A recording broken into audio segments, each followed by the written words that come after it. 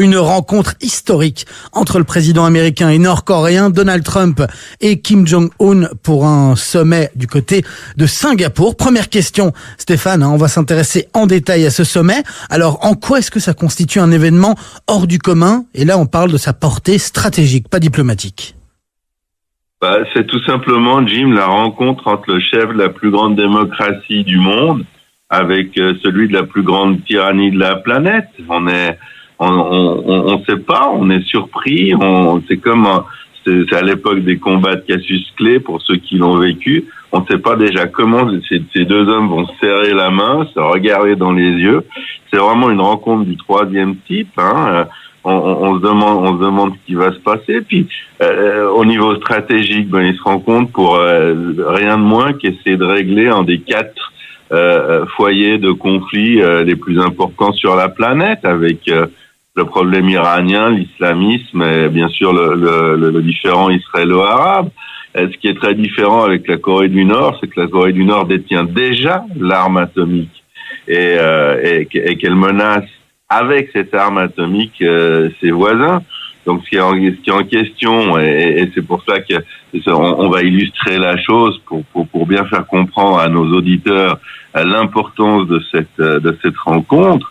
La dénucléarisation de la péninsule coréenne, c'est 2 millions de morts qui sont morts dans les guerres coréennes. 2 millions de morts dans les années 50, dont 36 000 Américains. Il y avait même des Belges qui sont morts dans cette guerre. 300 000 Coréens, 110 000 Chinois. C'est le monde qui était à quelques encablures de la Troisième Guerre mondiale.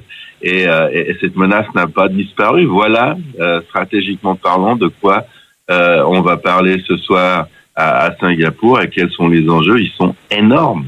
Des enjeux énormes, mais est-ce qu'on peut réellement attendre des résultats concrets, Stéphane? Oui, ça a été bien préparé, Jim. Il y a eu des conditions américaines préliminaires, notamment la destruction des centres de recherche et des stocks d'armement coréens.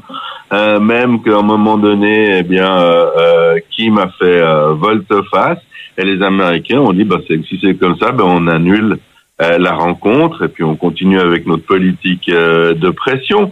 Et Trump a dit quelque chose d'intéressant. Il a dit que dans les 10 premières minutes, il se rendra compte si Kim Jong-un est sérieux ou pas. C'est intéressant, on verra ce qu'il aura à dire après la rencontre. Donc, dans ce qu'on peut attendre, j'ai isolé 3 scénarios. Un scénario excellent, où la rencontre est suivie d'une déclaration sur le renoncement de la bombe atomique par Pyongyang, en disant quand même attention, parce que Bill Clinton et George Bush, qui avaient également signé des accords avec la Corée du Nord, sont absolument laissés avoir. C'est-à-dire ils ont signé des accords, levé des sanctions, et les Nord-Coréens ont continué le développement de leur bombe atomique. En succès, c'est ce qu'on attend, ce serait presque le minimum après tout ce qu'on en a dit, ce serait l'ouverture de négociations en profondeur en vue de la normalisation entre les deux Corées, donc bien entendu y compris la dénucléarisation, mais elle se ferait petit à petit au cours d'engagement. Puis le minimum, pour pas que ce soit en échec, ce serait une poignée de main entre les deux hommes et des déclarations d'intention, de bonnes intentions. Et ça, je dirais même, ce serait pas mal. On part de si loin que si les deux hommes se sourient et qu'ils disent qu'ils veulent travailler ensemble, ce sera déjà une petite révolution. S'ils déclarent qu'ils sont d'accord sur tout, ce sera un renouveau, ce sera un palier, ce sera une date dont on se rappellera dans l'histoire stratégique et politique du monde, le jour où le conflit coréen aura été solutionné. Je vous assure que c'est un moment très très important ce soir.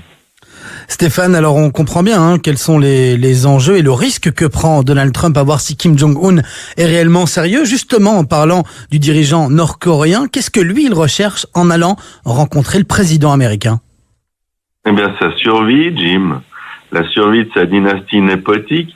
Il est menacé par Trump depuis l'arrivée de ce dernier au pouvoir aux États-Unis. Et Trump n'a pas caché que des régimes comme celui de Pyongyang devait disparaître, et il a fait tout pour cela.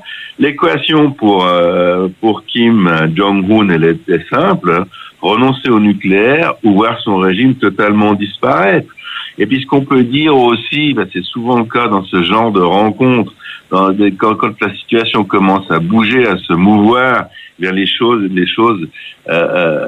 s'écroulent assez rapidement pour les dictatures. On se rappelle le mur de Berlin, on se rappelle avec quelle vitesse la République démocratique allemande a disparu. Eh bien, ce que je vais dire, c'est que de toute façon, la paix, ce serait la fin du régime nord-coréen. Ce serait la fin s'il résiste par la force, et puis par la démocratie, s'il arrive en accord avec Donald Trump. Mais de toute façon, ces deux possibilités sont meilleures pour le régime actuel nord-coréen que de disparaître dans la violence. Il faut rappeler que la Corée du Nord manque de tout, qu'elle connaît la famine, des morts par famine, qu'elle n'a pas d'industrie, qu'elle divertit toutes ses ressources justement pour augmenter la taille de son armée, pour construire la bombe atomique. Alors, c'est très important que la Corée du Sud manque de main-d'œuvre. C'est-à-dire que ce serait une intégration. Si la frontière s'ouvrait aujourd'hui, eh bien, la Corée du Nord, qui nous vend déjà en très grand nombre de produits, deviendrait encore plus puissante.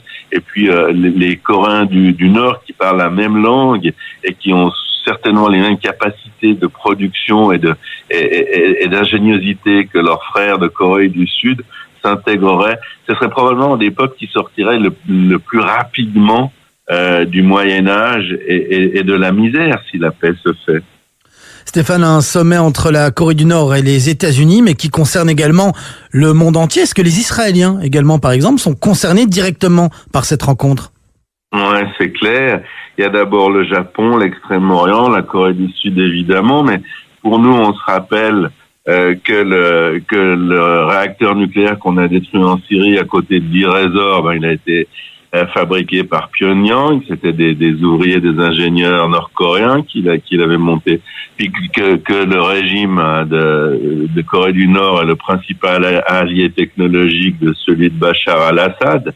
Et puis surtout pour nous, et j'ai parlé avec plein de confrères, tous les spécialistes prédisent qu'après la Corée viendra l'Iran.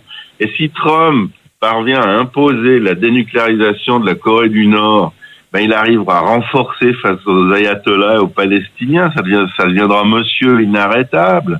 Et pour ceux qui doutent de l'efficacité, de Donald Trump, parce qu'il y en a qui disent c'est des mots, c'est de la diplomatie. Je veux quand même leur rappeler, c'est des nouvelles qui sont arrivées à la MENA hier, qu'il y a des dizaines de sociétés qui ont déjà quitté l'Iran avant même l'introduction des sanctions.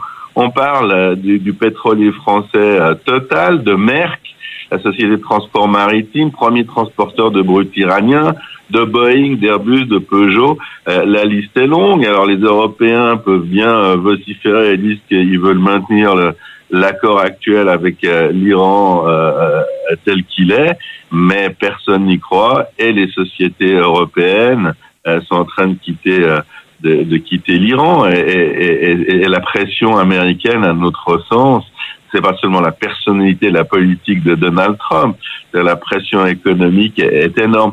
Et je crois qu'une des différences avec Donald Trump, c'est qu'il a conscience de la puissance des États-Unis. Et il l'utilise pour résoudre les conflits, pour faire avancer ses projets politiques, notamment ses projets de pacification. Et c'est ce que les présidents précédents, dans les 30-40 dernières années, n'avaient pas. Donald Trump, un bonhomme d'affaires, sait avec les munitions économiques qu'il a, ce qu'il peut obtenir, et il ne se gêne pas.